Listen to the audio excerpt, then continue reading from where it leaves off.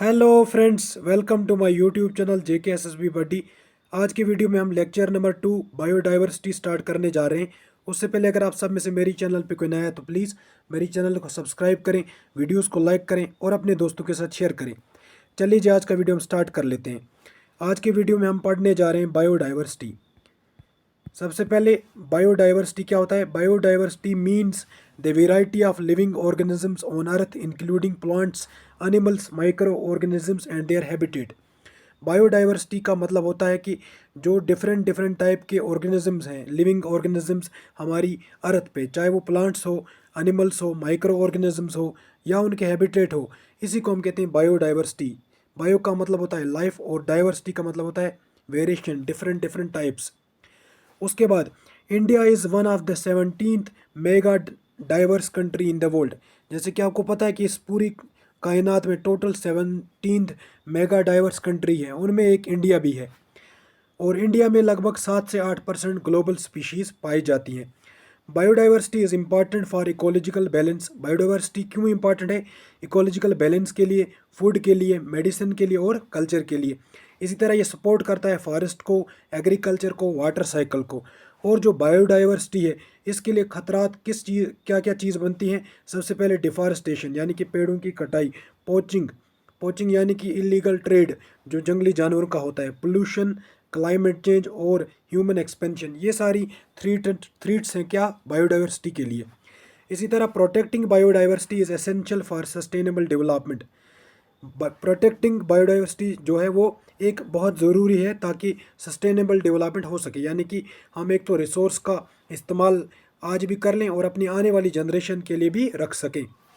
और उसके बाद इंटरनेशनल एफर्ट्स लाइक CBD यानी कि convention on biological diversity highlight करती है कि बायोडाइवर्सिटी की कितनी इंपॉर्टेंस है।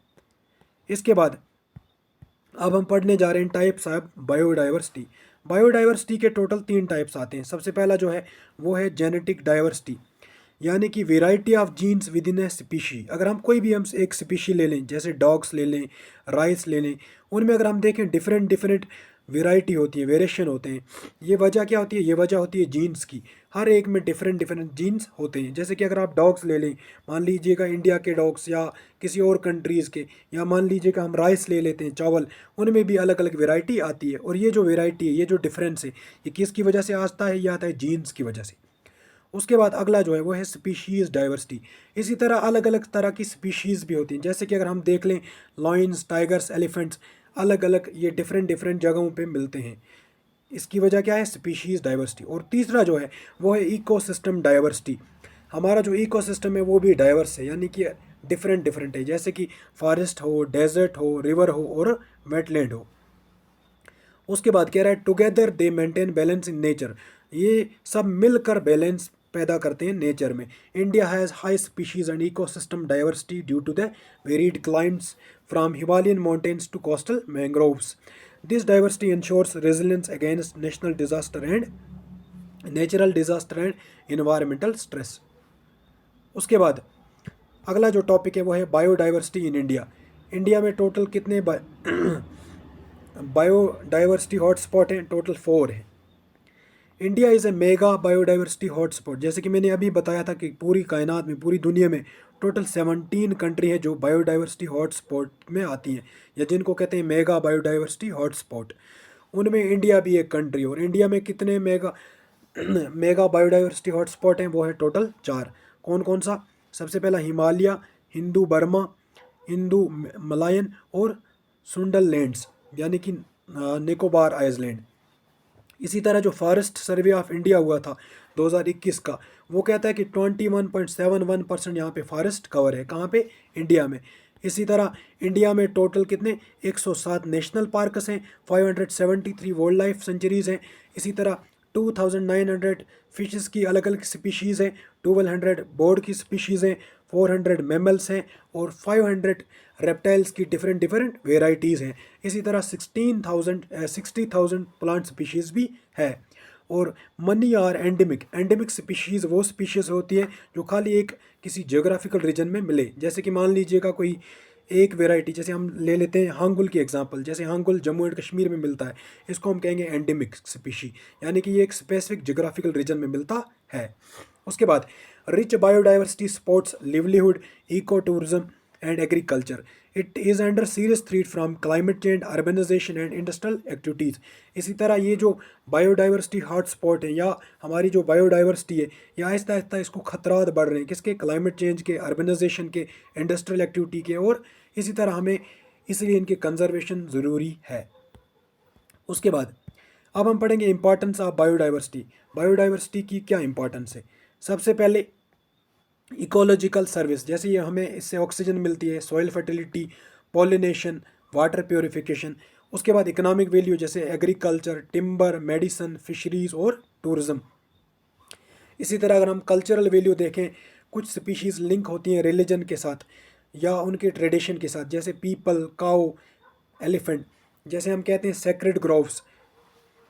उसके बाद साइंटिफिक वैल्यू फॉर रिसर्च, इसी तरह हमें साइंटिफिक वैल्यू भी इनसे मिलता है रिसर्च के लिए, बायोटेक्नोलॉजी के लिए, क्लाइमेट एडेप्टेशन के लिए। विदाउट बायोडाइवर्सिटी इकोसिस्टम कोलैप्स हो जाता है, लीडिंग टू फेमाइन आ सकता है, ड्रोट आ सकता है, डिजीज़ फैल सकती हैं। जैसे कि बीज का रोल हम देखें, बीज जो होती है उनका रोल क्या है? पोलिनेशन करके वो इंश्योर करती हैं फूड सिक्योरिटी। इसी तरह कह रहा है biodiversity maintain stability of natural system and ensure human survival. उसके बाद जो अगला टॉपिक है वो क्या है? Threats to biodiversity. बायोडाइवर्सिटी को क्या क्या खतरात हो सकते हैं? सबसे पहला जो बड़ा खतरा है वो है डिफॉरेस्टेशन, यानी कि जंगल का कटाव, फॉरेस्ट लॉस फॉर फार्मिंग या माइनिंग या रोड्स।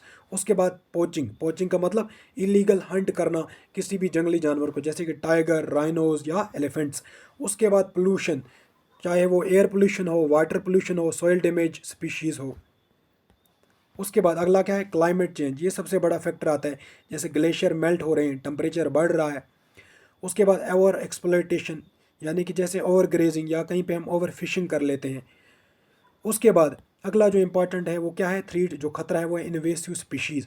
इन्वेसिव स्पीशीज़ क्या होते हैं? इन्वेसिव एलियन स्पीशीज़ वो स्पीशीज़ होती हैं जो हम इंटेंशनली या अनइंटेंशनली किसी इकोसिस्टम में लाते हैं, और वहाँ पे वो जैसे ही आते हैं देन वो उस इकोसिस्टम को हार्म करना स्टार्ट कर देते हैं। एलियन प्लांट्स या एनिमल्स डिस्टर्बिंग इकोसिस्टम, ये इकोसिस्टम को डिस्टर्ब कर देते हैं। जैसे एग्जांपल देखते हैं हम, नीलगाय जो है वो नॉर्थ इंडिया में वो डैमेज करती है क्रॉप्स को। अगर उसको हम कंट्रोल ना करें देन काफ़ी स्पीशीज़ का इसकी वजह से क्या हो जाता है? एक्सटिंक्शन हो सकता है।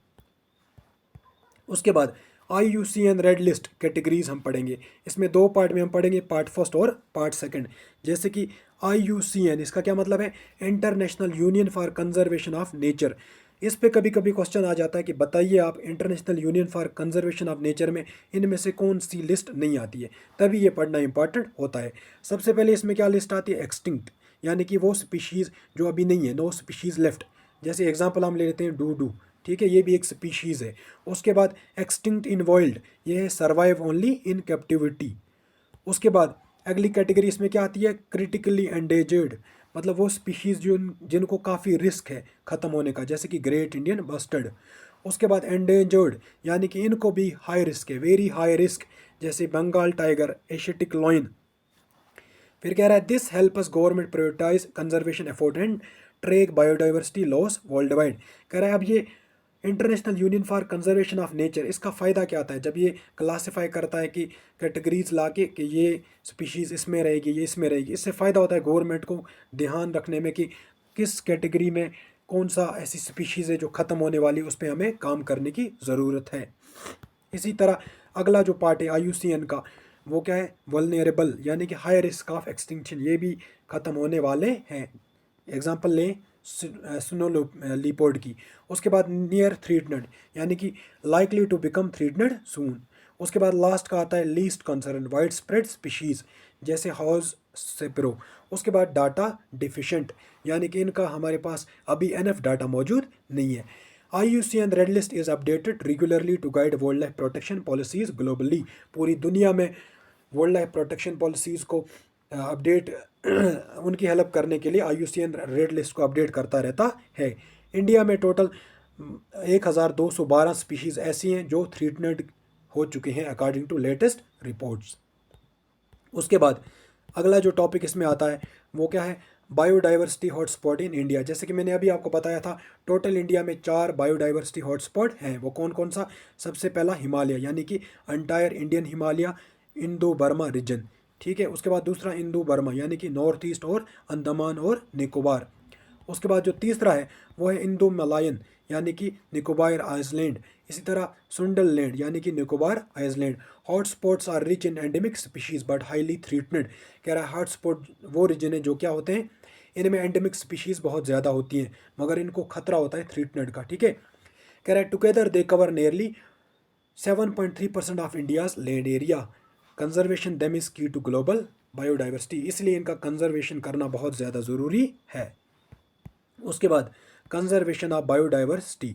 अब हमें बायोडाइवर्सिटी को अगर कंजर्व करना है, उसके लिए 2 तरीके होते हैं।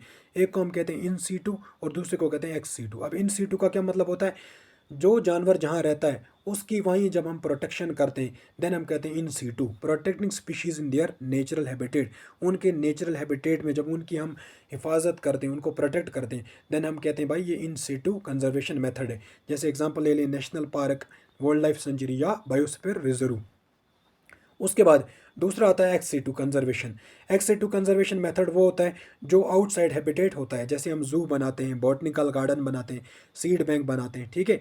जैसे हमने प्रोग्राम इंडिया में स्टार्ट किए, project tiger, project elephant, Campa, wild life protection act 1972। उसके बाद क्या कह रहा है, community participation through joint forest management is also vital. बहुत ज़्यादा ज़रूरी है कि पूरी कम्युनिटी मिल के पार्टिसिपेट करें ताकि हम जॉइंट फॉरेस्ट मैनेजमेंट के तहत इस अपनी बायोडाइवर्सिटी को बचा सकें। इसके लिए एजुकेशन और अवेयरनेस भी बहुत ज़्यादा ज़रूरी है। ये हमारा टॉपिक जो है बायोडाइवर्सिटी यहीं पे ख़त्म होता है। कल हम इसके इंपॉर्टेंट MCQ क्वेश्चंस डिस्कस करेंगे। अगर आपको ये वीडियो पसंद आए तो प्लीज़ अपने दोस्तों के साथ शेयर करें। अल्लाह निगहबान, अल्लाह हाफिज़। Thank you for watching dear friends.